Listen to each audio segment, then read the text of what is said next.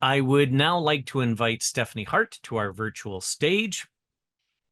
Stephanie is an integrated communications leader with expertise in thought leadership, executive communications, culture building, and social impact.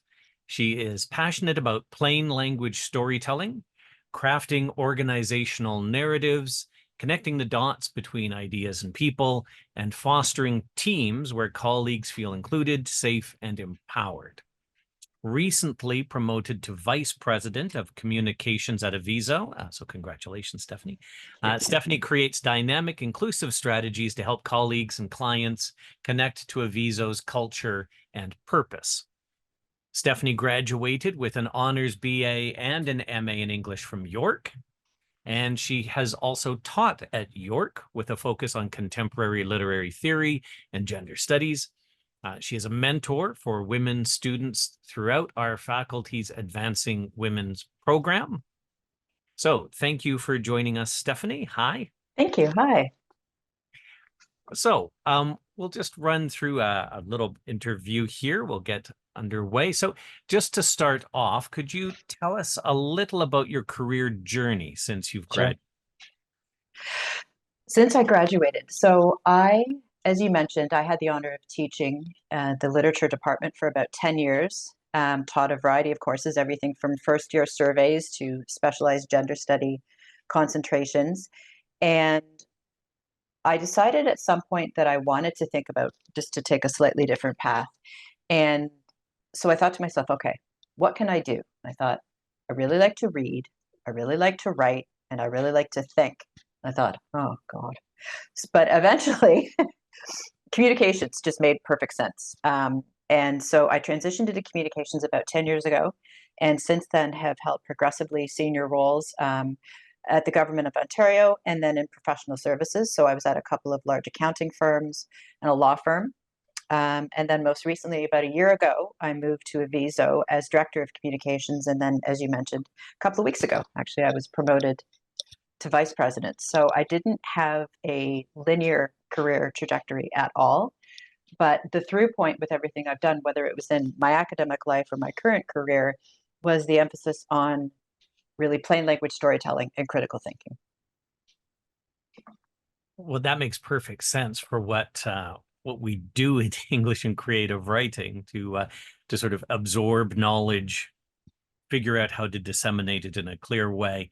And I think that's really useful for our students to hear because oftentimes, there's not necessarily that obvious sort of, plumbers study to be a plumber and then they become a plumber. We don't really become an Englisher in the same way. So it's fascinating to hear just how the skills that we're instilling at York, how the students are learning those and how flexible they are.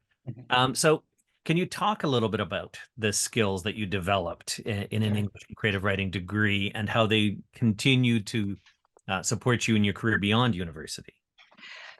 There are so many things that I learned right from the first day I started my undergrad up until, I was doing some PhD work. A few key things is the ability to absorb massive amounts of information and look for the nugget and distill the arguments. And so, for example, if you're writing a detailed research paper, you need to, review a lot of literature, a lot of research. You need to abstract the nuggets, and you need to put it together in a coherent argument. I do this literally every day, where I'm reading a lot of information and I'm having to kind of extract the gold, either for a storytelling opportunity or a piece of thought leadership or an executive presentation. The other thing that I took from it is that I just understand the mechanics of a good story. And because I've been a reader my entire life, and I still, as you can see, I still love to read every single day. The fact that I have a breadth of, the background that I have in literature, that I understand the relationship between genre and voice, that allows me to experiment in terms of how I write. And so, for example, in long form fiction, you get the sense of, kind of the development, the arc. Even when I'm talking about the way in which I put, content strategies together today, I still use literary terms. And I'm sure there are more accurate terms, but I still talk about plot and character and conflict and resolution. I talk about creative narratives. I describe my team as a story-driven center of excellence. And so it's the ability to also connect the dots across a broad range of ways of thinking. And so you think about a literature degree, but literature students are also studying, just by nature of the discipline, they're studying history, they're studying philosophy, they're studying cultural studies, they're often studying art history. And so they're able to get a keen sense of how to build a world. And that's really something that has just been absolutely invaluable to me. The other key part too, and I can't overlook the more practical elements, is clear writing. And so that's one of the first things I look for. For example, I'm hiring someone for my team right now. And the way I describe this person is they understand narratives, they know how to write in plain language, and they know the difference between showing and telling. Those are all things that are taken from an English degree or a creative writing degree. And so, the more nimble you can be with your, the more you have the opportunities to develop your writing voice. I would encourage students to experiment, write some long form. So when you're writing those essays, think about it as a long form article. When you're writing, for example, a poetic of constraint, think about that as writing in plain language, when, kind of the less is more. Absolutely. And we don't often necessarily think about it or phrase it this way, but even something like just writing an essay is really about storytelling. It's about, Yes. bringing all of that information and making sure that you package it in an essay which tells the story, relates the argument that you want to do clearly that way. Absolutely. Yeah. Could you talk a little bit about the role that networking and Mm. mentorship has played in your career development? It's been extremely important. I was fortunate in that I really felt a sense of community, particularly when I got to grad school. And so the mentorship was from, my colleagues, the other students in my cohort. There was obviously a lot of mentorship from my professors, either in a direct supervisory role or just the willingness, someone who was willing, back in, I know I'm going to age myself, but there used to be a thing with office hours, and people would line up, and I loved office hours, and I was that student who was there every week because I was taking notes in the margin.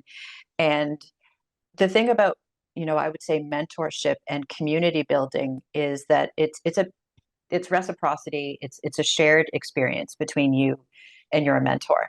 And so for me personally, I've invested heavily in creating those relationships.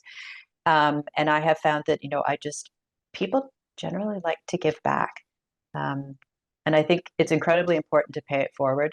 I also like a more open style of mentorship, and that this is certainly something that I came across when I was in grad school, in that when you say mentorship, sometimes there's a power dynamic implied in there, which I think I was lucky to get away from. So I'm mentored by people, for example, now that are younger than me because they know different things. Um, and so thinking about what that means to you, for me, really mentorship is about building community through shared values, and really supporting people, supporting each other, giving people a leg up. And that's an excellent point that it's not just a one-way street, that Yeah. it's really about that reciprocity Mm. and that even just thinking about it from my perspective in terms of mentoring, um, mentoring is such a big title, but it Yeah. often, it carries with it that idea of sort of an agreement to share information in many ways, Mhm. which goes both ways. So often, just as you were saying, the mentor is learning different things from the mentee. It's a really sort of a give and take that, that dynamic hopefully is not as intimidating as the terms make it sound. Um, so, what do you think a student should be doing right now to prepare for a career beyond their degree in English and creative writing? I think to prepare now, it can feel so overwhelming, and it certainly felt overwhelming to me. I would say at this point, keep an open mind as much as you can, because with those basic skills, with the ability to think critically, the ability to write clearly, the ability to synthesize complex information into plain language, There are so many things that you can do. You can go into communications, which seems more straightforward. But as you'll see when you meet, have the opportunity to hear the stories of other mentors today. We've got mentors here today who work in creative industries. We have mentors who work in banking, in financial services, like myself. But what I would say is don't worry too much about where, thinking about a specific job as your end goal. It's thinking about what makes you feel happy to get up every day and to do. And for me, that's thinking, reading, and writing. And so, keeping those values, close to, a key part of who you are, I would say allow yourself to be open-minded, to be guided more by what you're passionate about than the end goal of X job. And you'll be pleasantly surprised. I certainly have been. If someone had told me 10 or 15 years ago that I'd be vice president of a communications of a financial services company, I would have said, no, no, no, no. But it's, having a bit more of an open mind and really focusing on what your passion is. And for me, it's language. Absolutely. Yeah. I mean, if someone had told me that a student in English would have been in your position, I think my first question would have been, is there math involved with that? Because Well, okay, yeah, Whew. yeah. um, I've been clear about that, that if someone sends me, if there's any math involved, or if I receive anything in Excel, I shriek. I can't. It's Word or mhm. yeah. There are people with math degrees to look after the math. Exactly. Yeah. Um, Exactly.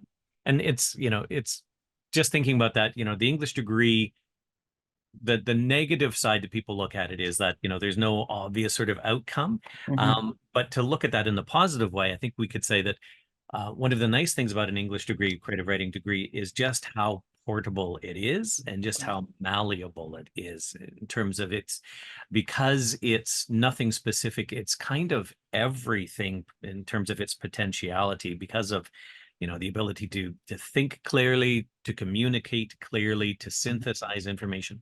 All of those things just make the degree so flexible afterwards. And I think there's something also too, and thankfully we've moved away from calling them soft skills and we now call them human skills. A few other things that I think when I think about it critically from my English degree, I became more empathetic, because you're exposed to a diverse range of world experiences and perspectives. And I also have a lot more comfort with ambiguity. So I love an unreliable narrator. I love an open ending. I have a comfort in the gray space. I'm not particularly bothered by that. And so certainly when I'm looking to hire people, I would say curious and empathetic are probably the two key characteristics that I look for above anything else. And I think it's just a natural inclination for people who love literature and love creative writing that they tend to think in those terms. Absolutely. I think that's wonderful. I think that's probably a great place to sort of leave it off, and that the loveliness of the gray areas in many ways. Yes.